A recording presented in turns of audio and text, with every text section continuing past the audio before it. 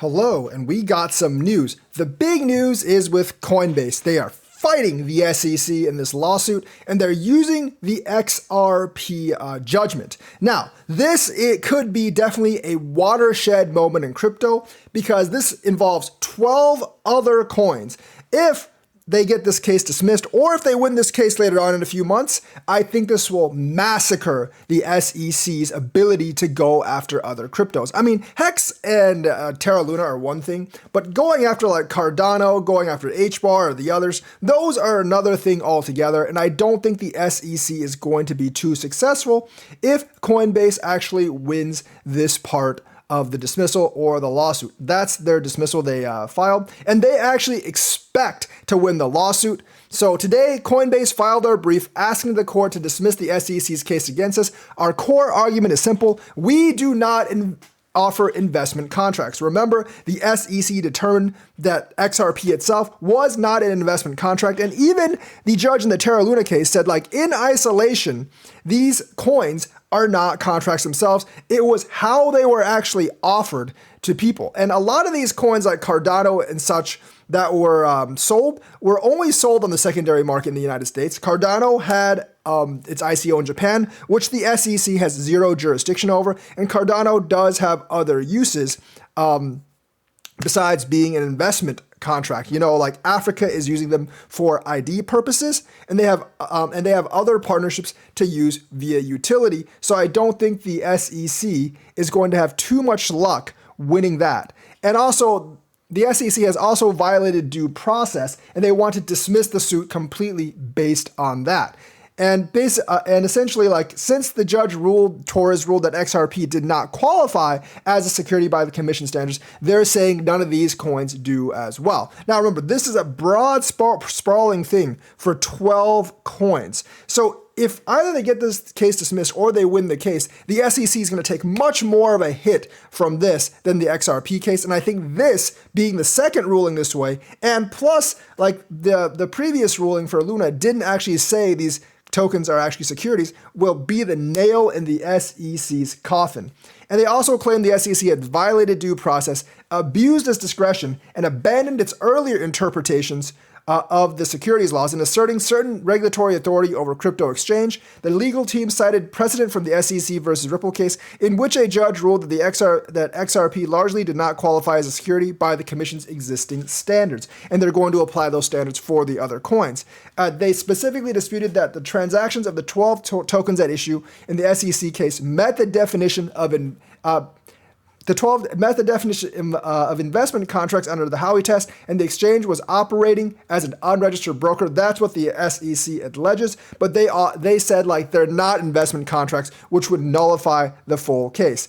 The crypto firm has requested the court dismiss the cases from Cointelegraph, but many other people are reporting it as well, arguing that the SEC's enforcement was punitive and represented an overreach of its authority granted by Congress. And many congressmen, especially those that were at the SEC hearing with Gary Gensler, said the same thing. Now, Gensler obviously disagreed with them, but there's pressure from Congress as well.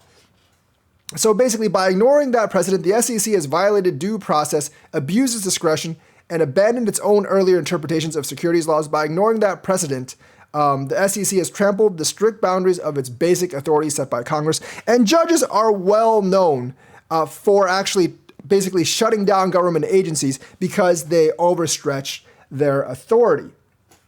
So this is actually a much bigger thing for the SEC than even the Ripple decision. The Ripple decision was big because it set the precedent, but this decision affects a lot more coins. And I think the SEC is going to have to go after meats and scraps like Hex or Luna, or other coins that were obviously scams or some kind of like rug pulls, rather than go after the crypto industry in general. And this would pave the way for Binance to also win some of its case, the part about unregistered securities. So this could definitely be the nail in the coffin for the SEC's power. And there was another event today that actually could even discredit the SEC further, and that's with Joseph Lubin and, of course, the Freedom of Information Act that actually came out. Now, what this Freedom of Information Act actually showed was that Joseph Lubin, Vitalik Buterin, and the SEC, now this is not during Gary Gensler's campaign, so you can't blame Gensler. This is during Hinman's and Clayton's tenure, and they showed that these figures actually met together shortly before Hinman delivered his infamous speech, and that Vitalik Buterin might have had a hand crafting that speech.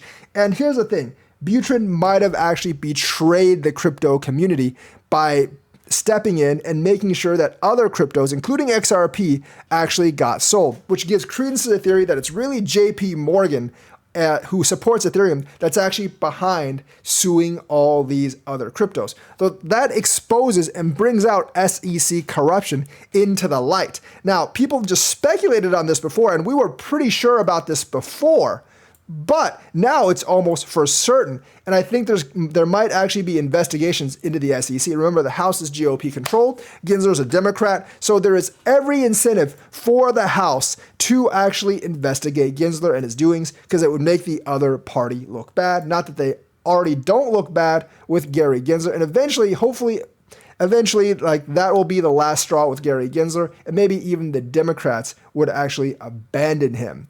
But the thing is, Vitalik essentially betrayed the crypto community, I think if it's true, by agreeing to this deal with the SEC, and he might have actually helped with the case against the other cryptos, as long as he made it Ethereum was safe. Remember, this is Jay Clayton, William Hinman, Vitalik Buterin, and Joseph Lubin. Gary Gensler was not a part of this right now because he was still at MIT at this particular time, because this was still under Trump and under Jay Clayton's administration that all these things actually happened. So Gary Gensler carried it forward from that, but this actually all happened under the last administration under Jay Clayton. So don't think for a minute that Jay Clayton is a good guy. He can say all the stuff he wants now, like, oh, I didn't expect it to turn into this big foobar. But remember, he's the one that started all this, and he can say that now that he's like done with his work for the Ethereum affiliated entities. He can say that now because he's not part of the SEC, but he is the one that actually started all of this. But, I think this is going to turn the sentiment in crypto kind of against Vitalik Buterin now, because people are seeing that he's actually hurt a lot of the other altcoins, and people definitely don't like that, especially the investors of other coins. And obviously, there's going to be theories, and maybe correct theories, that's saying that Ethereum actually needed this because it felt threatened by XRP or Cardano or Solana or any of these. And the best way to shut them down is with legal delays, because, obviously Ethereum has problems with its transaction speeds, its transaction costs, and people are generally not very happy with Ethereum performance. So there's a lot of theories that are going to be going around, and a lot of them could actually be true. Vitalik's reputation probably going to take a hit in the cryptoverse after the FOIA information comes out from the, I think it was like the Chamber of Commerce or the Blockchain Association that requested the information. So a lot of good juicy stuff there. And it's proven that the SEC was corrupt under Jay Clayton and William Hinman when all this stuff started. That could really, really kill the SEC's credibility going forward and could hurt their lawsuits in the future. So the SEC might lose pretty much all their power over crypto pending the next couple of weeks even.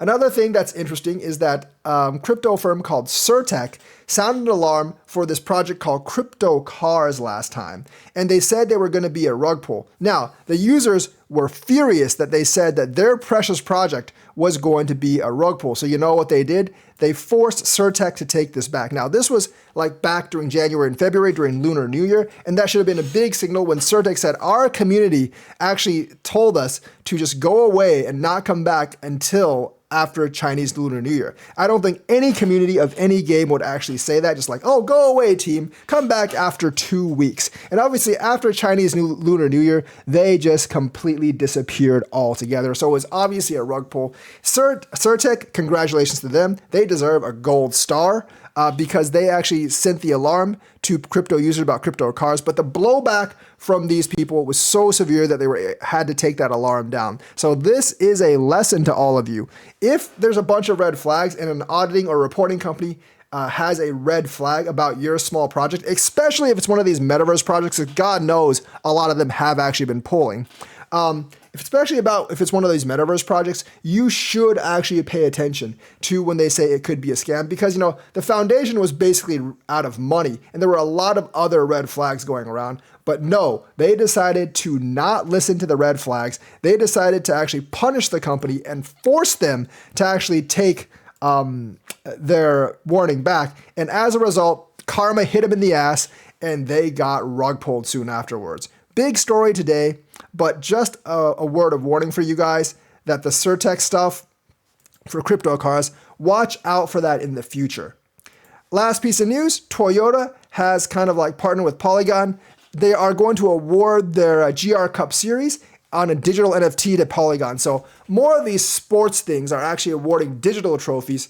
And I think these might actually be worth something in the future because this is like an official cup. Do I think it'll be worth as much as a physical cup? No, but it definitely could be worth something else. So Gazoo Racing, Toyota's motorsport division, is expanding its presence in the digital space by creating digital trophies on the Polygon blockchain for the GR Cup Series in North America. Big race. This initiative is a collaborative effort with Toyota connected with North America. This is some Crypto Plus. And these are going to be personalized display digital trophies deployed on the Polygon blockchain. So Polygon is going to get a little bit more usage here. Not super excited about this because it is just basically a digital trophy for a racing circuit. But a lot of people probably do watch this racing circuit. I know NASCAR has a big following. I don't know if the GR Cup really does. I don't really watch racing. I believe watching cars going around a track is kind of boring. But, a lot of people actually enjoy this stuff. And I do actually think like these digital trophies, they will be worth something in the future from these official companies. And also like it probably boosts Polygon because it is, whether you like it or not, it is another sort of like partnership with Toyota. Although like it's not really being used for Toyota's manufacturing process. So it is kind of limited, but it will probably generate some FOMO and some people will definitely like these kind of partnerships. And of course, blockchain records are non-fungible. They'll always be there. Alongside the TCNA technical program manager, Tim Mouat, said the digital trophy program will extend drivers' experience and visibility on the GR Cup series via the integration of blockchain technology. That's probably true. So pretty cool thing for Polygon, but still, I don't think it's that big of a deal, but it is pretty cool. So that's the news for today. Let me know what you think. Like and subscribe, hit that bell notifications button. Thank you and have a nice day.